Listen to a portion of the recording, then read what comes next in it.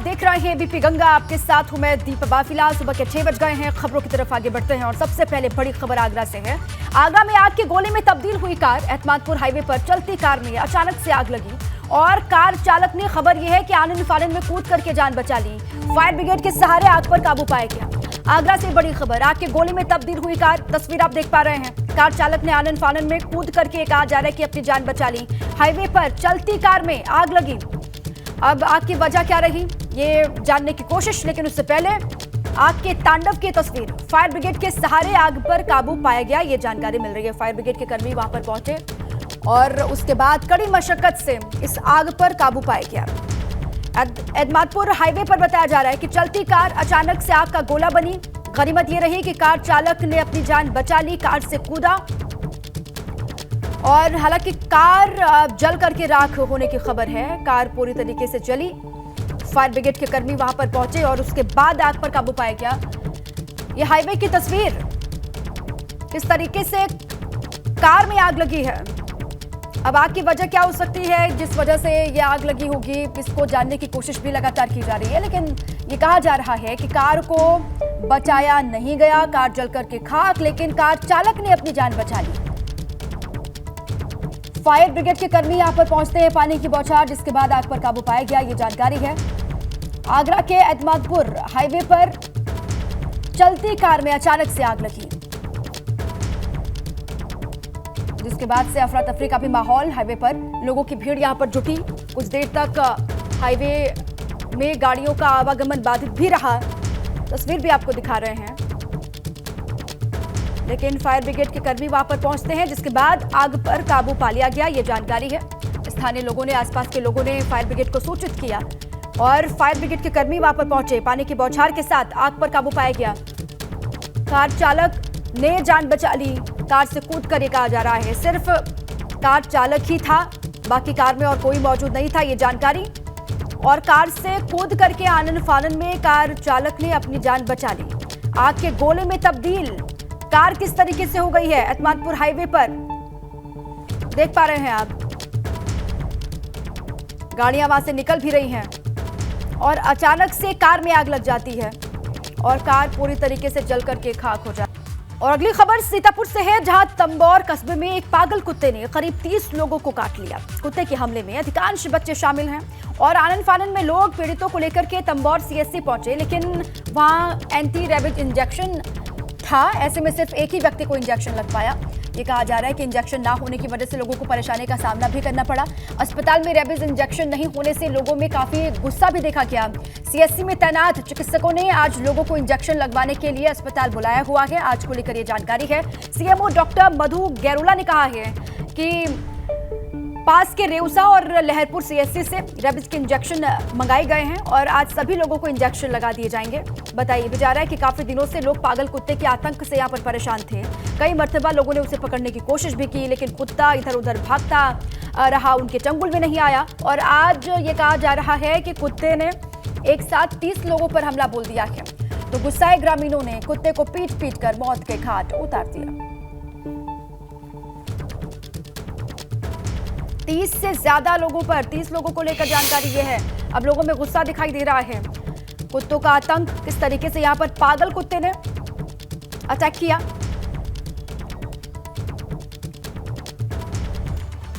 बस्ती से खबर, बस्ती में नाबालिग दलित छात्रा के साथ रेप की कोशिश की गई है। बाइक सवार दबंगों ने युवती के साथ रेप का प्रयास किया। स्कूल के अन्य बच्चों को आते देख मासूम को छोड़ करके दबंग वहां से भागे। वारदात के बाद लोगों ने पुलिस पर भड़ास निकाली है, ये कहा जा रहा है। आगे की कार्रवाई में जुटी हुई है पुलिस। बस्ती जिले के हरिया थाना क्षेत्र का ये मामला। दबंगों ने युवती के साथ रेप की कोशिश की। स्कूल के और भी बच्चों को आते देख करके जो और बच्चे वहां पर पहुंचे तो मासूम को छोड़ करके दबंग वहां से भागे। वारदात के बाद से अब लोगों में गुस्सा है।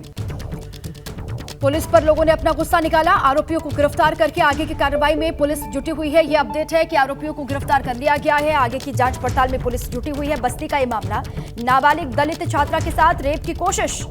बाइक सवार दबंग आते हैं, युवती के साथ रेप की कोशिश की जाती है।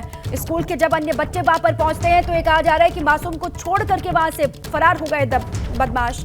और वारदात के बाद से लोगों में गुस्सा देखा जा रहा है। पुलिस वहां पर पहुंची। इस की सूचना के बाद पुलिस पर लोगों ने अपना गुस्सा उतारा। आरोपियों की गिरफ्तारी की बात कही जा रही है कि गिरफ्तारी हो चुकी है और आगे की कार्रवाई में पुलिस लगातार जुटी हुई है। बस्ती से अगली खबर। बस्ती में नेशनल हाईवे 28 पर सड़क हादसा हो गया। डीसीएम के मलबे में फंसे चालक और खलासी। कड़ी मशक्कत के बाद चालक और खलासी को बाहर निकाला गया। ये अपडेट। तेज रफ्तार ट्रेलर के अचानक ब्रेक लेने से यह हादसा हुआ। नेशनल हाईवे 28 पर सड़क हादसे की खबर। डीसीएम के मलबे में फंसे चालक और खलासी, काफी देर तक उनको निकालने के लिए मशक्कत वहां पर करनी पड़ी, लेकिन अभी ये जानकारी मिल रही है कि चालक और खलासी को बाहर निकाल दिया गया। तेज रफ्तार ट्रेलर के अचानक से ब्रेक लेने की वजह से यह हादसा हुआ और पुलिस और टोल प्लाजा की टीम ने रेस्क्यू करके जान बचाई। पुलिस वहां पर पहुंची, स्थानीय पुलिस और साथ में टोल प्लाजा की टीम वहां पर पहुंची, जिसके बाद दोनों का रेस्क्यू किया गया, उनको बाहर निकाला गया, उनकी जान बचाई गई। डीसीएम के मलबे में काफी देर तक फंसे रहे चालक और खलासी, कहा जा रहा है, लेकिन बाद में अपडेट ये है कि दोनों को इस सकुशल निकाल लिया गया। तेज रफ्तार हादसे की वजह ट्रेलर के अचानक से ब्रेक लेने से यह हादसा हुआ। पुलिस पहुंची, टोल प्लाजा की टीम वहां पर पहुंची, रेस्क्यू करके दोनों की जान बचा ली गई। नेशनल हाईवे 28 का ये मामला है जहां पर यह हादसा हुआ। बस्ती से खबर। नेशनल हाईवे 28 पर सड़क हादसा। डीसीएम के मलबे में काफी देर तक खलासी और चालक फंसे रहे, जिनको निकाल लिया गया है, जिनकी जान बचा ली गई है, कहा जा रहा है। अब आगे बढ़ते हैं। बड़ी खबर बुलंदशहर से है, जहां पुलिस और अपराधियों के बीच में मुठभेड़ की जानकारी मिल रही है। बताया जा रहा है कि गुप्त सूचना के आधार पर पुलिस ने जब अपराधियों की घेराबंदी की तो बदमाशों ने पुलिस पर फायरिंग शुरू कर दी और वहीं पुलिस की जवाबी कार्रवाई में संजय और सलवाराज नाम के 2 अपराधियों को गोली लग गई है, ये जानकारी, जिन्हें पुलिस ने दबोच दिया। साथ ही पुलिस ने भाग रहे तीसरे अपराधी को भी दौड़ाकर गिरफ्तार कर लिया। गिरफ्तार अपराधियों के पास से हथियार, कारतूस और एक कार बरामद की गई है। पुलिस की माने तो ये अपराधी राहगीरों को लिफ्ट देने के नाम पर अपनी कार में बैठाते थे और लूट की वारदात को अंजाम दिया करते थे। फिलहाल पुलिस गिरफ्तार आरोपियों का इतिहास खंगालने में जुटी हुई है। अभी तक का इनका रिकॉर्ड क्या रहा है, क्या हिस्ट्री है, इसको लेकर पड़ताल की जा रही है, इनसे पूछताछ भी होगी। उसके बाद आगे की कार्रवाई पुलिस करेगी। कार में लोगों को लिफ्ट देने के बहाने लूट की वारदात को ये अपराधी अंजाम दिया करते थे, जिनके साथ पुलिस की मुठभेड़ हुई है। पुलिस ने घेराबंदी करके तीसरे बदमाश को भी दबोच लिया। अपराधियों में से एक बदमाश तमिलनाडु का रहने वाला बताया जा रहा है। और बुलंदशहर से खबर। पुलिस अपराधियों के बीच मुठभेड़ की, जहां पर अपराधियों को दबोचा गया।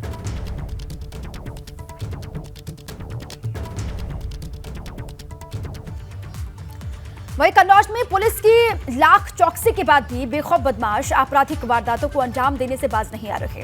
यहां अपराधियों ने क्राइम ब्रांच में तैनात एसओ के साथ मारपीट कर उनकी कार लूट ली। वहीं घायल एसओ को इलाज के लिए निजी अस्पताल में भर्ती करवाया गया। बताया जा रहा है कि उरई क्राइम ब्रांच में तैनात एसओ अवधेश कुमार एविडेंस जुटाने के लिए उरई से बदायूं जा रहे थे और उसी वक्त अपराधियों ने वारदात को अंजाम दे दिया। बाद में तिरवा थाना क्षेत्र के फगुआ भट्टी के पास कार छोड़ करके अपराधी फरार हो गए, भाग गए। घटना सदर कोतवाली थाना क्षेत्र के जलालपुर के पास की है। फिलहाल पुलिस मामले की छानबीन में जुटी हुई है। एसओ के साथ में ही लूटपाट यहां पर हो जा रही है, सोचिए आप। बुलंदशहर से खबर। पुलिस इससे पहले की जानकारी अभी एक आ जा रहा है कि एसओ के साथ बदमाशों ने लूटपाट की है। खतौली विधानसभा उपचुनाव में श्रीकांत त्यागी की एंट्री ने चुनावी खेल को बदल दिया है। दरअसल श्रीकांत त्यागी रविवार को त्यागी समाज के साथ बैठक के बाद उन्होंने ऐलान किया कि उपचुनाव में त्यागी समाज भाजपा बाइकॉट करेगा। त्यागी समाज उसे वोट करेगा जो भाजपा को हराएगा। श्रीकांत त्यागी के इस ऐलान से खतौली का चुनाव दिलचस्प हो चला है।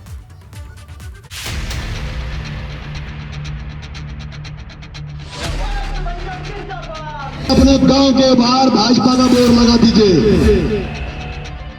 भगवा ब्रिगेड के साथ खतौली में खेला। भाजपा के विरुद्ध त्यागी की तूफानी टक्कर।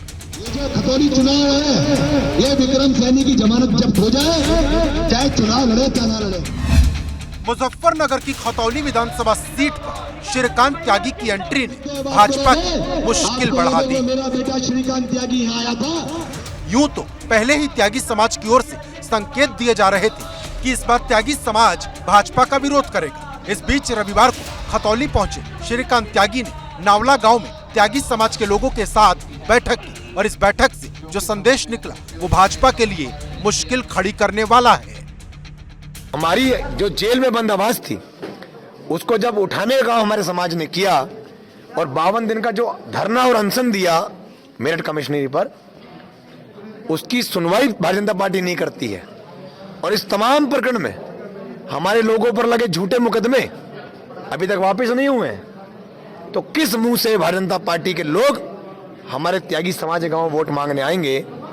इसी क्रम में एक चर्चा हुई जिसमें समाज ने, पूरे त्यागी समाज ने भारतीय जनता पार्टी के प्रत्याशी और वर्तमान भारतीय जनता पार्टी का बहिष्कार किया। मतलब साफ है कि त्यागी समाज का एक धड़ा भाजपा के साथ नहीं बल्कि भाजपा के खिलाफ वोट करेगा। मतलब राष्ट्रीय लोकदल के मदन भैया के साथ वो खड़ा दिखाई देगा, क्योंकि खतौली में भाजपा के सामने मुख्य मुकाबले में अगर कोई है तो वो रालोद है। हालांकि इस सवाल पर श्रीकांत त्यागी ने सीधे तौर पर कुछ नहीं कहा। ये निर्णय हुआ है कि अभी एक सीट खतौली का चुनाव है और भारतीय जनता पार्टी का प्रत्याशी के सामने जो भी मजबूत प्रत्याशी होगा, त्यागी समाज उसको एक मुश्त होकर चुनाव जिताने का काम करेगा। बिल्कुल जाएगा चुनाव, जो सामने मजबूत लड़ेगा वो कोई भी हो। श्रीकांत त्यागी पर नोएडा की ग्रैंड ओमेक्स सोसाइटी में महिला के साथ अभद्र व्यवहार पर केस दर्ज हुआ था। इस मामले में कई दिनों तक श्रीकांत त्यागी फरार रहा। 9 अगस्त को पुलिस ने श्रीकांत त्यागी को मेरठ से गिरफ्तार कर जेल भेजा था। श्रीकांत त्यागी की गिरफ्तारी के बाद से ही त्यागी समाज भाजपा के खिलाफ लामबंद हुआ और अब जमानत पर बाहर आए श्रीकांत त्यागी की खतौली के चुनावी खेल में एंट्री ने भाजपा की धड़कन बढ़ा दी है। भाजपा नेता श्रीकांत त्यागी की हुंकार पर कुछ भी कहने से बचते दिखाई दे रहे हैं।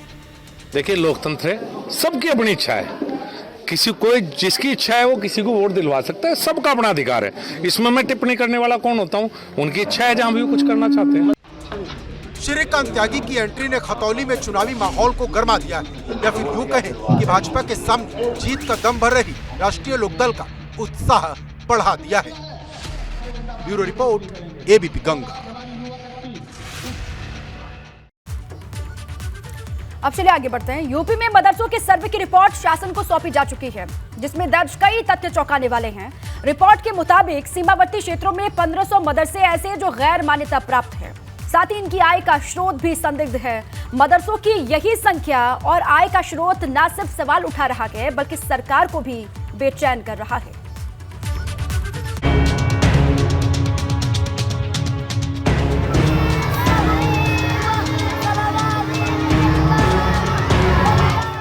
मदरसों का सर्वे पूरा, अब एक्शन की बारी।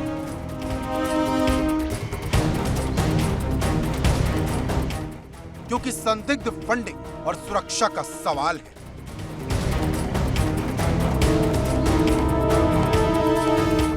अनगिनत सवालों के बीच मदरसों का सर्वे पूरा हो चुका है, जिसकी रिपोर्ट अब कई सवाल खड़े कर रही।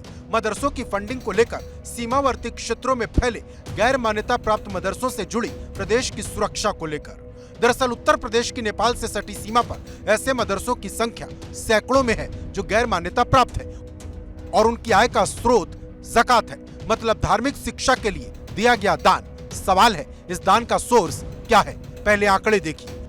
उत्तर प्रदेश में 8,441 मदरसे गैर मान्यता प्राप्त हैं। इनमें से 1500 से ज्यादा गैर मान्यता प्राप्त मदरसे सीमावर्ती क्षेत्रों में हैं। सिद्धार्थनगर में गैर मान्यता प्राप्त मदरसों की संख्या 500 से ज्यादा है। श्रावस्ती और बहराइच में 400 से ज्यादा मदरसे गैर मान्यता प्राप्त हैं। बलरामपुर में गैर मान्यता प्राप्त मदरसों की संख्या 400 से ज्यादा है। लखीमपुर में 200 से ज्यादा मदरसे गैर मान्यता प्राप्त है, जबकि महाराजगंज में गैर मान्यता प्राप्त मदरसों की संख्या 20 से ज्यादा है।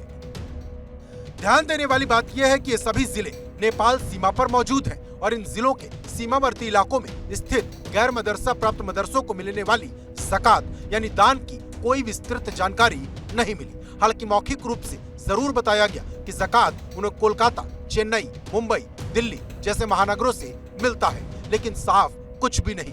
यहीं से सवाल उठता है कि इन मदरसों की फंडिंग से प्रदेश की सुरक्षा और देश की सुरक्षा को खतरा तो नहीं? डिप्टी सीएम ब्रजेश पाठक का बयान सुनिए। ये जानकारी में आया है कि जो सीमावर्ती क्षेत्र हैं वहाँ पर असामाजिक और गैर कानूनी गतिविधियों में बढ़ोतरी हुई है मदरसों के माध्यम से। ऐसे सभी मदरसों को चिन्हित किया गया है। हर स्थिति में हम कानून को, राज को मेंटेन करेंगे। गैर कानूनी असामाजिक गतिविधियों को बिल्कुल नहीं चलने देंगे और कड़ी कार्रवाई करेंगे। साफ है कि सरकार की नजर में जिन मदरसों की फंडिंग संदिग्ध है उन पर कार्रवाई की शक्ल में सरकार कोई कदम उठा सकती है। भाजपा के अल्पसंख्यक मोर्चा के प्रदेश अध्यक्ष कुंवर बासित अली के मुताबिक सुरक्षा से किसी भी कीमत पर समझौता नहीं हो सकता। कि देश की जो सुरक्षा है उसके साथ कोई समझौता किसी कीमत पे हो ही नहीं सकता है।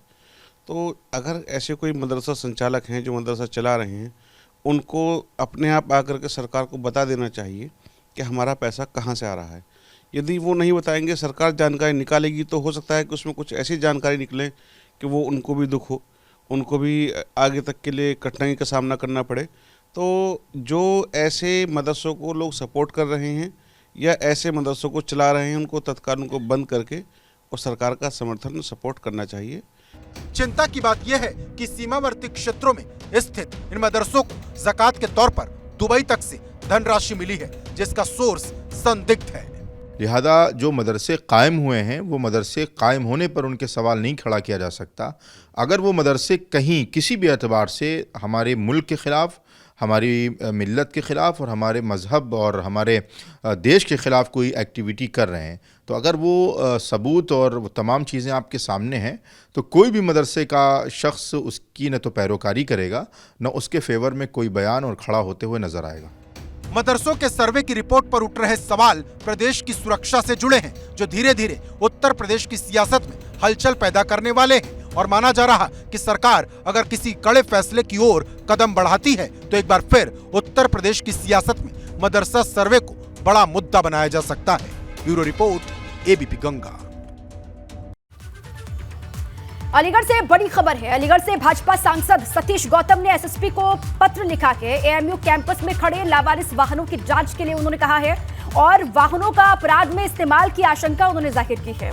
भाजपा सांसद सतीश गौतम ने कहा है कि अब तक एएमयू प्रशासन ने पुलिस को क्यों सुपुर्द नहीं किए हैं वाहन। उन्होंने पूछा। एसएसपी को 15 दिन के भीतर कार्रवाई करके जानकारी देने के लिए उन्होंने कहा है। एसएसपी को पत्र लिखा है। भाजपा के सांसद है सतीश गौतम। एएमयू कैंपस में खड़े लावारिस वाहनों की जांच के लिए उन्होंने कहा है और अपराध में इनके शामिल होने की आशंका भी उन्होंने जाहिर की है। एसएसपी को 15 दिन में जांच के बाद जानकारी देने के लिए उन्होंने कहा। आप जांच कीजिए, उसके बाद 15 दिन के भीतर आप पूरी रिपोर्ट दीजिए, ये उन्होंने कहा। अलीगढ़ से खबर है। एएमयू को लेकर के फिर से शुरू हो गया है विवाद। सांसद सतीश गौतम ने एसएसपी को पत्र लिखा है, चिट्ठी लिखी है। हजारों की तादाद में वाहन खड़े हैं दुपहिए, जो कि अलीगढ़ में अपराध भी हो रहे हैं। वो कौन से वाहन हैं जो अलीगढ़ मुस्लिम यूनिवर्सिटी के अंदर खड़े हैं, उन वाहनों की जांच कराने के लिए? कहीं वो वाहन ये तो नहीं है कि जो हमारे अलीगढ़ में क्राइम हो रहा है उसमें लिप्त हों और उन वाहनों को लेकर यूनिवर्सिटी के अंदर खड़ा कर दिया जाता हो? इसके लिए मैंने अपने जिले के कप्तान कलादीन नैथानी जी को पत्र लिखा है। इसकी जांच करके मुझे भी लिखित में अवगत कराएं कि वो वाहन किस प्रकार से हैं और क्यों खड़े हैं इस हालत में, इसे अवगत कराने के लिए बोला। देखिए, जो यहाँ पर कुछ मोटरसाइकिल हैं, स्कूटर्स हैं, साइकिल्स हैं, यह खड़ी हुई हैं। ये अलग अलग जगह से कुछ जैसे जिसका कोई क्लेमेंट नहीं था, हालों से हमारे पास खबर आई। कुछ मामलात हुए हैं, उनमें लोग छोड़ करके भाग गए। तो वो सारी चीज़ें जो ऐसी होती हैं अनक्लेम्ड रही हैं, उनको हमने अपने यहाँ प्रॉक्टर ऑफिस में अपनी कस्टडी में उनको रख रखा है। उसकी बाकायदा हमारे पास एक इन्वेंट्री बनी है और उसके डिस्पोजल के लिए हमने कार्रवाई भी किया है और वो लेटर वगैरह हमने लिखा है। रायबरेली से अगली खबर है। रायबरेली को केंद्रीय मंत्री स्मृति ईरानी ने सौगात दी है। ब्लॉक सभागार में कई परियोजनाओं की सौगात दी और राहुल गांधी पर भी स्मृति ईरानी ने करारा हमला बोला। यहाँ के लोगों को गांधी परिवार ने धोखा दिया, उन्होंने कहा। रायबरेली के दौरे पर वो पहुंची हुई थी स्मृति ईरानी, केंद्रीय मंत्री, और वहां पर कई परियोजनाओं की सौगात भी दी और विपक्ष पर भी वो हमलावर दिखाई दी। राहुल गांधी को लेकर भी उन्होंने कई बातें कही, गांधी परिवार पर भी निशाना साधा। उन्होंने कहा कि यहाँ के लोगों को गांधी परिवार ने धोखा दिया, सिर्फ यहाँ के लोगों को दर्शन दिए, काम नहीं किया। उन्होंने कहा कि यहाँ पर आए, बड़ी बड़ी बातें की, बड़े बड़े वादे किए, लेकिन उन वादों पर काम नहीं किया, काम नहीं हुआ। आप लोगों के साथ छलावा किया, धोखेबाजी हुई है, ये भी उन्होंने कहा है। ब्लॉक सभागार में कई परियोजनाओं की सौगात उन्होंने दी है और साथ ही साथ राहुल गांधी पर भी स्मृति ईरानी का करारा हमला देखा गया। गांधी परिवार पर भी वो हमलावर रही। उन्होंने कहा कि यहाँ के लोगों को ठगा गया है, सिर्फ दर्शन दिए, काम नहीं किए कांग्रेस पार्टी ने। इतने लंबे वक्त तक यहाँ पर लगातार ये कहा गया कांग्रेस पार्टी की तरफ से कि विकास के तमाम काम उन्होंने किए हैं, लेकिन धरातल पर कोई भी काम नहीं हुआ। उन्होंने कहा राहुल गांधी अथवा गांधी परिवार स्वयं यहाँ बार बार जनता से जनप्रतिनिधि होने का आशीर्वाद प्राप्त करते रहे, लेकिन जनता को धोखे के अलावा और 5 साल में एक बार दर्शन देने के अलावा उन्होंने कुछ नहीं दिया। ये इस बात का आज आपने साक्षात प्रमाण देख लिया है।